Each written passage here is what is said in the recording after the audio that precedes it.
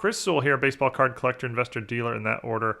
Welcome everyone, continuing our updates of most valuable cards from an era list. Today we are looking at the late 70s baseball, 1975 through 1979. When I last made this list, it was about 2 years ago, but a lot has changed since 2021. So we're going to count down the top 20 here, and I'll have a couple of trivia questions as well as some tidbits for you all at the end, as always.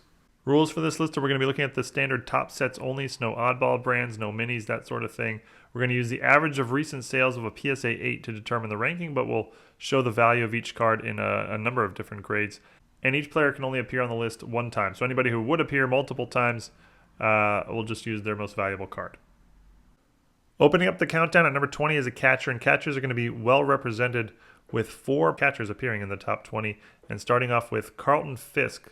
That's his 1976, 1978, and 1979 Topps card.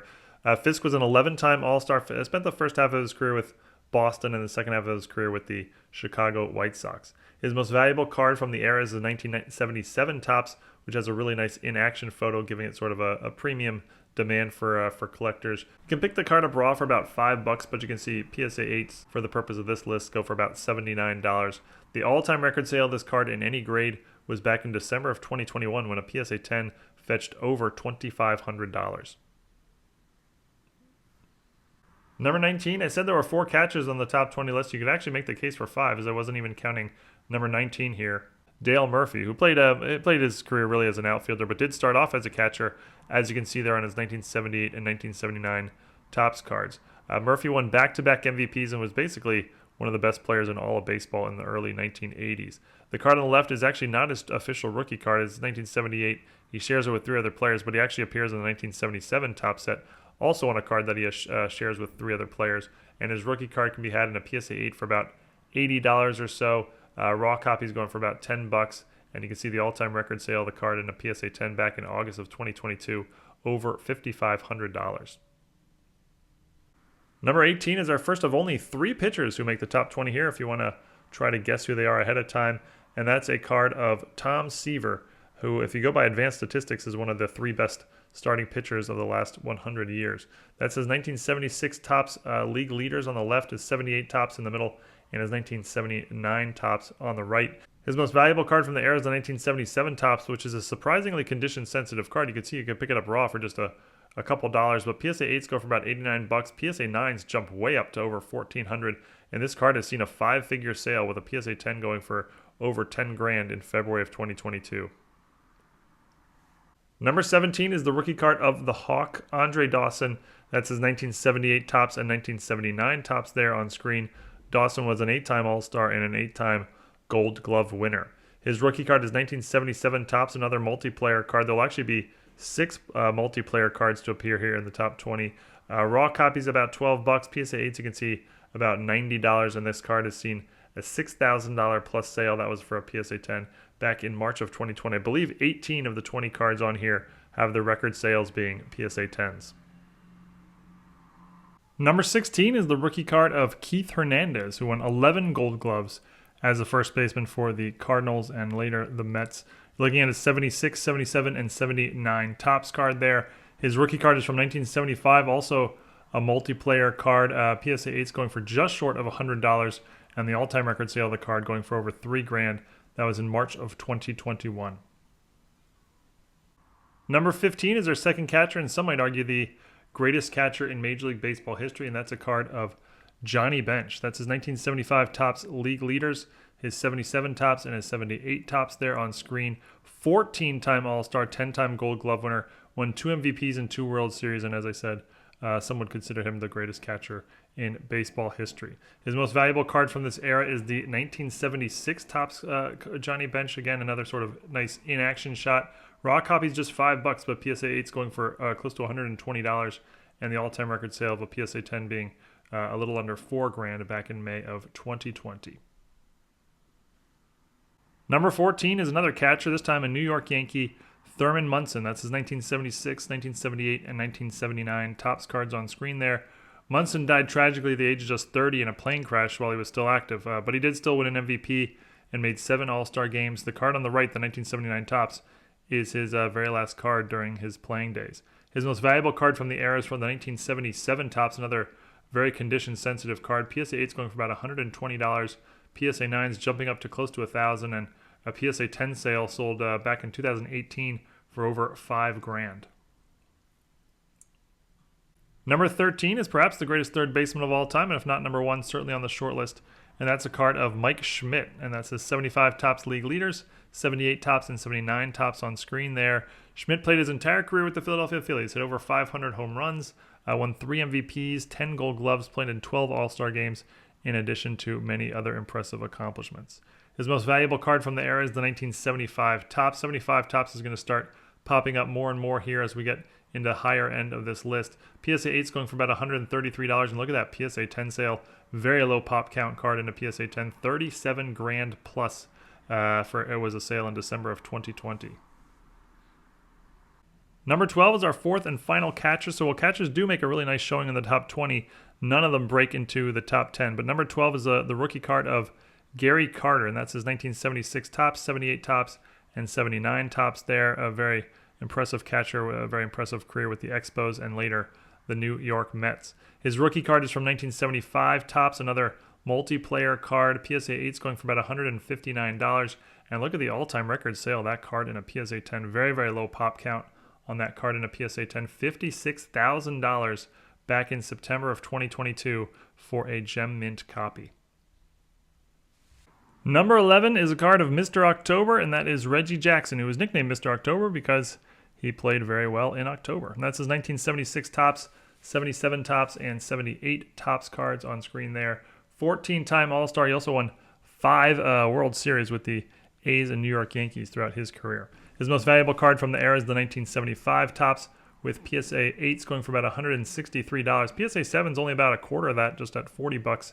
And there's never been a PSA 10 sale of a copy of this card. The all-time record sale is a PSA 9 sale that went for just over $1,400 back in March of 2023. Breaking into the top 10 here is a card that is the only vintage baseball card to feature the rookie card of 2 Hall of Famers, and that's a card featuring the rookies of Paul Molitor and Alan Trammell. You got their 1979 Topps cards on screen there. That is both of their first cards where they appear alone on a single card, as they both share the rookie of the 1978 Topps card number 707, with PSA 8s going for about $173, and the all-time record sale of a PSA 10 back in January of this year, $66,000. Number 9 is another rookie card from the 1978 Topps set, and that's the rookie of Eddie Murray. And that's his 1979, 80, and 81 Topps card on screen there.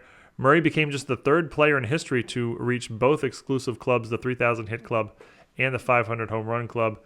He played most of his career with the Baltimore Orioles. His 1978 rookie card can be had in a PSA 8 for about $174, and you can see these really crazy high PSA 10 sales that are now popping up.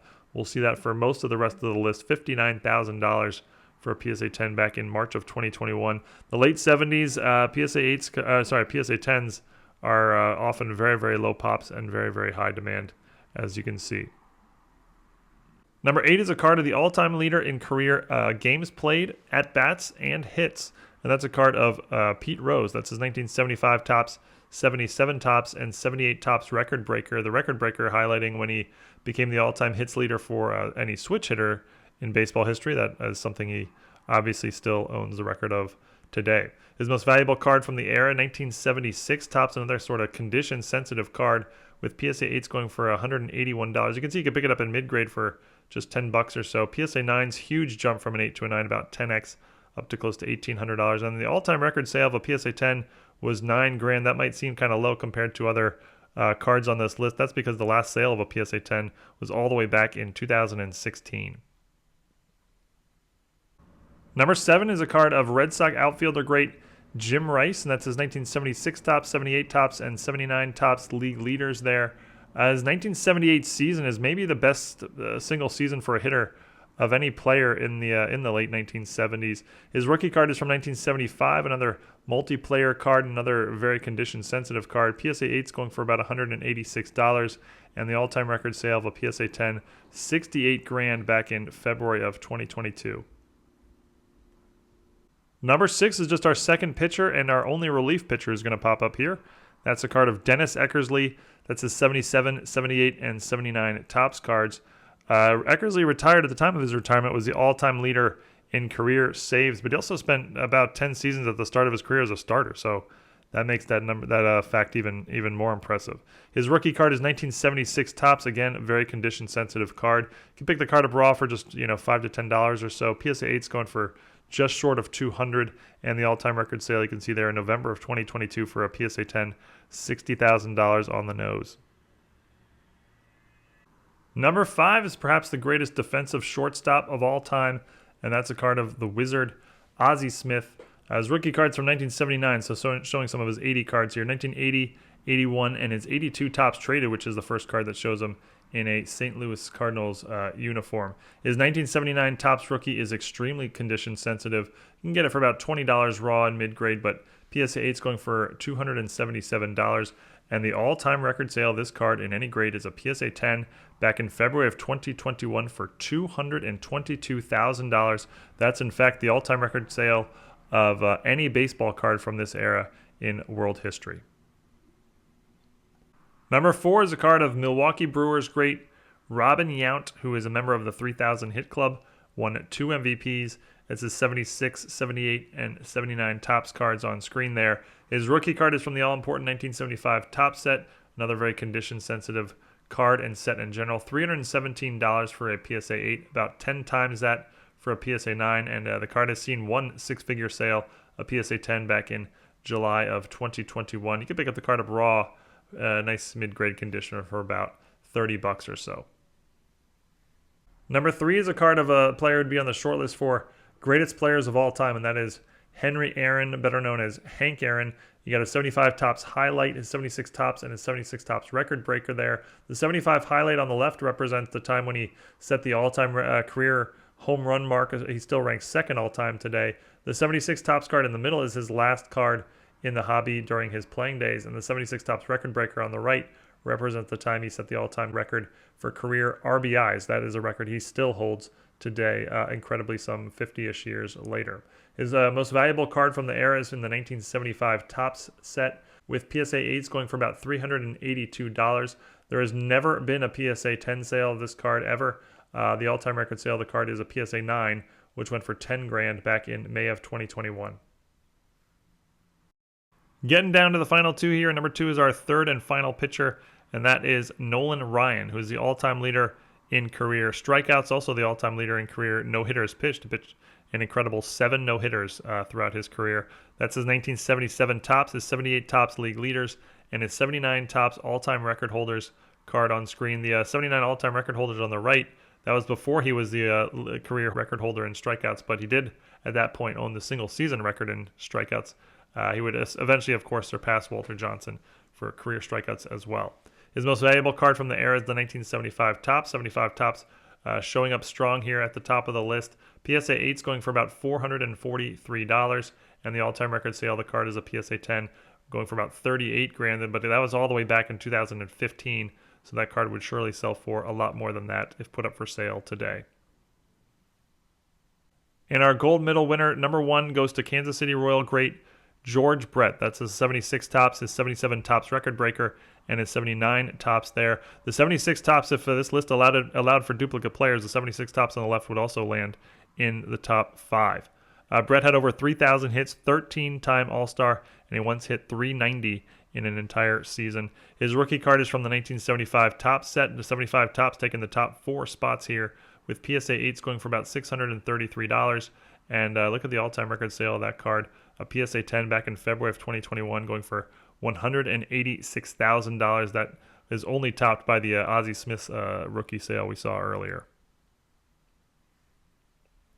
But that's it for your top 20 most valuable cards from the late 1970s.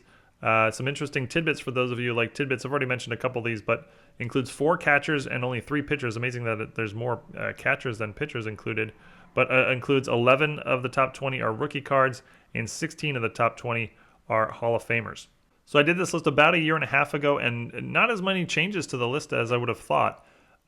Basically, all the cards for the most part went up in value to some degree, but the ranking, in terms of ranking, they were very, very, very similar. The top 5 were the same 5 cards with only minor tweaks to the order. The biggest drop in terms of ranking was the Paul Molitor Alan Trammell, which a year and a half ago ranked number 6, and this list ranked number 10. Jim Rice, rookie, was the biggest increase, as last time it ranked number 11, and this time it ranked number 7, so up 4 spots. 18 of the 20 players were on the list last time. The 2 newcomers were Carlton Fisk and Keith Hernandez. And 2 trivia questions for anyone who's interested in that.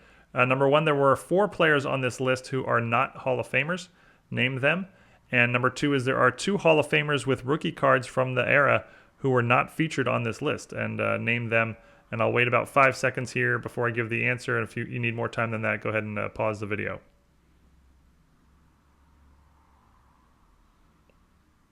All right, for any of those who tried the trivia, the answer to number 1 is Keith Hernandez, Thurman Munson, Dale Murphy, and Pete Rose were your 4 non-Hall of Famers to crack the top 20. And the 2 Hall of Famers with rookie cards who did not make it are Bruce Sutter and Jack Morris. But that's it. Thank you, everyone, for watching. I'm going to continue updating this series. Just did the 1980s, and we'll go forward into the 90s and into the 2000s, and also we'll go backwards into the early 70s and 60s, etc. And so look out for those videos coming soon. But appreciate everyone watching, and see you all again next time. Thanks, everyone.